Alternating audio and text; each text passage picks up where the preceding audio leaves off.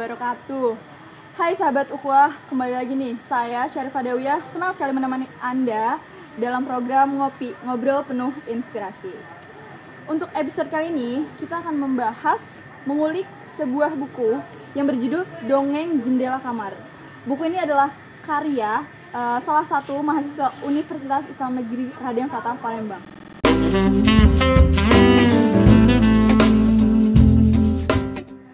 Ya, baik. Sekarang sahabat Ukhuwah, saya sudah bersama dengan penulis buku dari Dongeng Jendela Kamar. Langsung aja, di sini udah ada Kak Ahmad Supardi. Apa kabar, Kak? Baik. Langsung aja ya, ngomong-ngomong soal dongeng.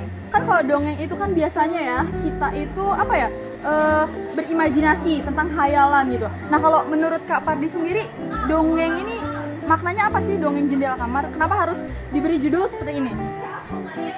Sebenarnya sama seperti yang lain. Dongeng bagi saya imajinasi, sebuah dunia yang penuh warna-warni, terus sebuah tempat kita mengekspresi diri dan berhayal dan juga menjadi diri sendiri, itu sebuah dongeng.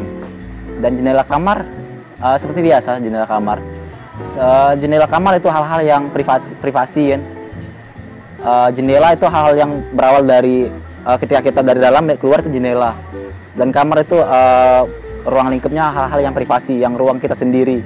Jadi kalau digabungkan dongeng jendela kamar ini, bagi saya ini kebetulan judul sebuah puisi, bagi saya adalah sebuah imajinasi ketika kita melihat ke tempat luar dengan hal pribadi kita sendiri. Jadi makanya ada dongeng jendela kamar akhirnya. Ini sebuah puisi. Jadi jendela kamar sendiri itu maksudnya gimana, Kak? Bahwa dalam imajinasi kita, selain penuh warna-warni, kita ada hal-hal yang privasi, hal-hal yang sangat diri kita sendiri dalam sebuah kamar, dalam sebuah jendela, untuk melihat hal-hal itu menjadi sebuah dongeng.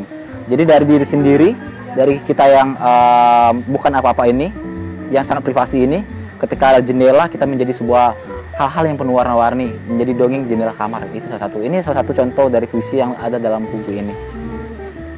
Nah, kalau misalnya kita lihat dari bukunya nih ya, Kak ya, kalau covernya ini kan sederhana sekali kan ya. Dari kita lihat warnanya tuh cuman ada hitam dan putih, ya kan. Kalau saya pribadi mengartikan warna itu tuh sederhana sekali gitu kan. Nah, menurut Kak Pardi ini filosofinya apa sih? Kenapa warnanya cuman ada hitam putih? Sedangkan tadi yang Kak Pardi bilang dongeng itu kan ya ada pelanginya, khayalan imajinasi. Jadi memang warna itu memang ada sebuah arti ya dalam sebuah penerbit buku dan lain. Kenapa warna putih dan warna hitam? Dan hanya ada foto jendela di dalam buku ini. Pertama, memang buku ini berisi tentang hal-hal yang sederhana.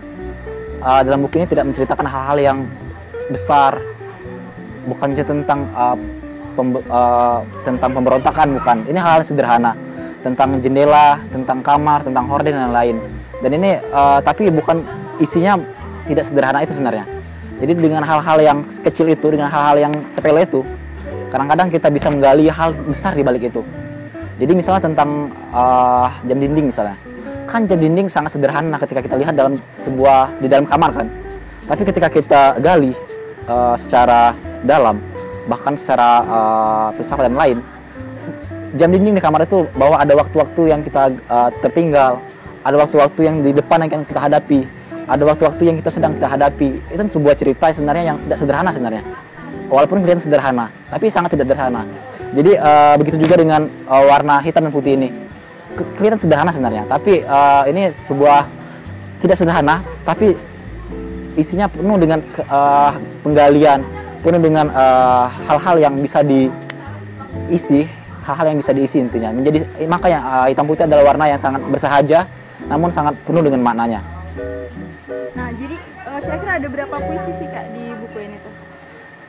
Dalam buku ini ada 70-an puisi, 70 puisi yang saya tulis dari hampir 1 tahun terakhir lah,